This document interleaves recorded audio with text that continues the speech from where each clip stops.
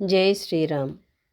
సుగ్రీవుడితో దధిముఖుడు అంతా విన్నవించుకోవడం చూస్తూ ఉన్న మహాప్రాజ్ఞుడు, పరవీరహంత అయిన లక్ష్మణుడు, ఓ సుగ్రీవుడా, మధువన పాలకుడైన ఈ దధిముఖుడు ఎందుకిట్లా వచ్చినాడు? ఎందుకింత దుఃఖపడుతున్నాడు? నీతో ఏమి చెప్పుచున్నాడు అని అడిగినాడు. ఆ వాక్య విశారదుడు సుగ్రీవుడు లక్ష్మణుడితో, ఓ పూజ్యుడా, సీతాదేవిని దక్షిణ దిక్కున వెదకపోయిన అంగదాది వానర వీరులు వచ్చి మధువనంలో ప్రవేశించి మధువునంతా త్రాగివేసినారు.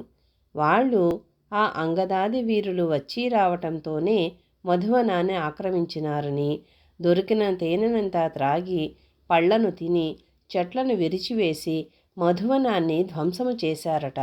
అంగదాది మహావీరులు కృతకృత్యులై ఉంటారు. అట్లా కాకపోతే వాళ్ళంతటి సాహసము చేసి ఉండరు. వాళ్ళు కార్యము సాధించుకొని వచ్చి ఉంటారు, సందేహము లేదు. హనుమంతుడు సీతాదేవిని చూచి ఉంటాడు. అతడంతటి సమర్థుడు. కార్యసాధనా సామర్థ్యము, బుద్ధిబలము, ఉత్సాహము, పరాక్రమము, విద్య అనే 5 కూడా హనుమంతునిలో నెలకొని ఉన్నవి. అంతేకాదు, ఏ పని ఎట్లా చేయవలసిందో చెప్పడానికి జాంబవంతుని మించినవాడు మరొకడు ఈ జగత్తులో లేడు. అంగదుడు అమిత పరాక్రమవంతుడు. వారిద్దరి తోడ్పాటుతో హనుమంతుడు ఏ పనైనా సాధించగలడు. అంగదాది వానర వీరులు సంతోషాతిశయముతో మధువనములోనికి పోయి మధుపానము చేసి ఉంటారు. మత్తెక్కి ఒళ్ళు తెలియక మధువనాన్ని పాడు చేసి ఉంటారు. అందువల్లనే వనపాలకులు నివారించబోతే వాళ్ళందరూ ఏకమై కొట్టి ఉంటారు. ఈ దధిముఖుడు మహాపరాక్రమశాలి అని ప్రసిద్ధికెక్కినాడు.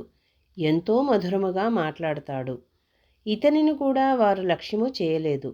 అందువల్ల ఆ వానర వీరులందరూ చేసింది చెప్పడానికి ఈయన ఇక్కడికి వచ్చినాడు.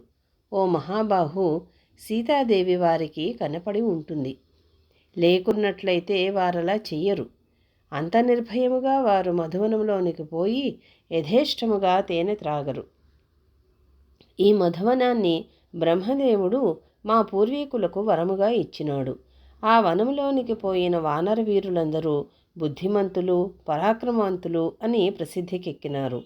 వారు సీతాదేవిని చూడకున్నట్లయితే ఆ వనములోనికి పోనే పోరు, దాన్ని పాడు చేసి ఉండరు అని చెప్పాడు.